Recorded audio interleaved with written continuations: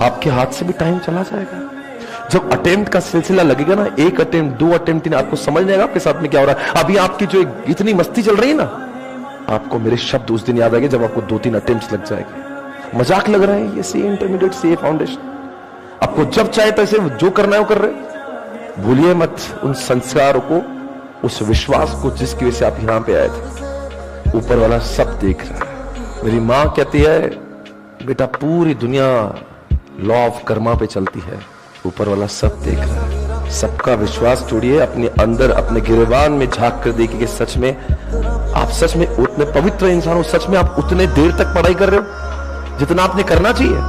अपने आप से पूछिए, आर यू रियली गिविंग 100%? क्या हक है आपको उस पिता के मेहनत के पैसे उड़ाने का? जो इंसान अपने लिए 100 रुपए की चीज लेने को 10 बार सोचता है, उस इंसान के लाखों रुपए बर्बाद करने को आपको शर्म नहीं आती?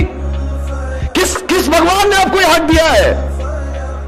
थोड़ा सोचिए इस बात पर, विषय बहुत गहराई वाला है। फेलियर हो जिंदगी में कोई बात नहीं, किसी को चीट मत करना, धोखा मत देना।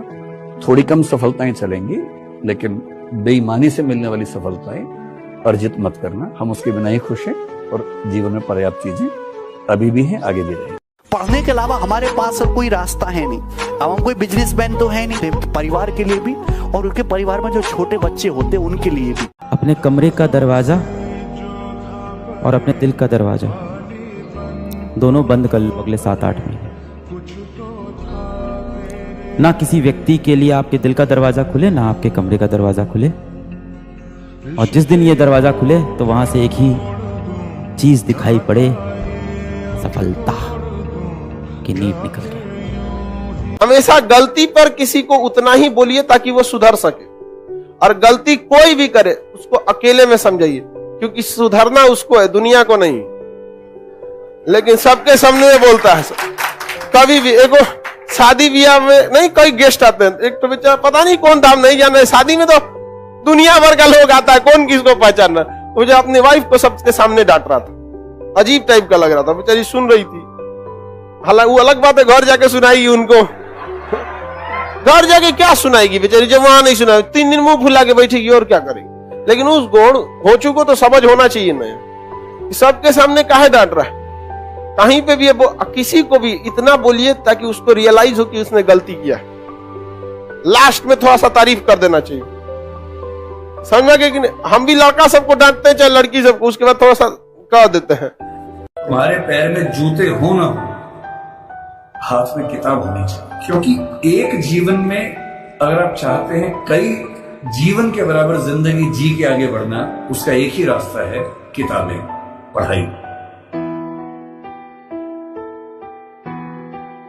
बेटा देखो, तुमको अगर अपनी पहचान बतानी है ना, तुम्हें अपने पिता का सहारा लेना पड़ता है। सबको इस समाज में अपने पिता का सहारा लेना पड़ता है।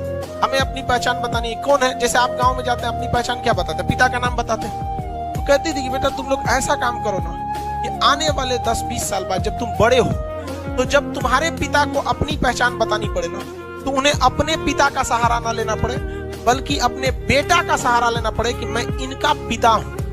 ऐसा काम कीजिए कि माँ बाप का गर्व से सीना चौड़ा हो जाए, कॉलर बाप का एकदम ऊंचा हो जाए। और जब जब लगे कि जिंदगी बहुत खराब चल रही है, तो मैं जो करता हूँ, अजीब सा लगेगा आपको, मैं कभी कभी शमशान घाट चला जाता हूँ। सच में चला जाता हूँ। ट्रॉमा सेंटर में जाके 1 घंटा बैठ के आ जाइए, मोटिवेशन आ जाएगा। और शमशान घाट में जाके देख लीजिए कि हम जैसे हमसे कम उम्र के लोग वहां जल रहे होते हैं, तो लगता है हम जिंदा तो हैं।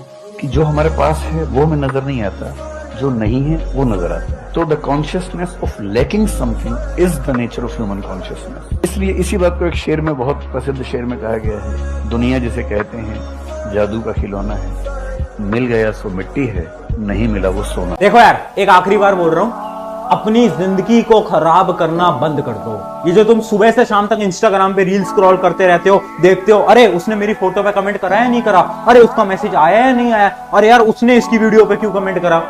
कुछ बच्चे नेटफ्लिक्स चला रहे हैं, कुछ बच्चे स्नैपचैट चला रहे हैं। करना बंद कर दो इसे। क्यों? तुम्हारे पेरेंट्स ने तुम्हें रिसोर्सेज दिए हैं, तो उसका गलत फायदा मत उठाओ। क्योंकि मैंने अपनी जिंदगी में ऐसे स्टूडेंट्स को भी देखा है जो कि सुबह से शाम तक सफेदी का काम करते थे। सफेदी क्या होता है? पेंटिंग। घरों में जा जाके पेंटिंग करते थे और रात को आके लेक्चर्स लेते थे और उसके बाद भी अच्छे मार्क्स आए, उसके बाद भी सिलेक्शन लिया है उन्होंने। तुम क्या कर रहे हो? डेली एक्सक्यूजेस दे रहे हैं। तुम क्या कर रहे हो? डेली खुद को बहाने दे रहे हैं। आज क्यों नहीं पढ़ पाए? आज ये हो गया था। कल क्यों नहीं पढ़ पाए? कल ये हो गया था। आज मेरे दोस्त का बर्थडे था, आज कैसे पढ़ूंगा? आज मैं थोड़ा इंस्टाग्राम से भैया डिस्ट्रैक्टेड हो गया था, इस वजह से नहीं पढ़ पाया। अब तक समय कम है, मैं बोल रहा हूँ सुधर जाओ अभी, वरना जिंदगी खराब हो जाएगी।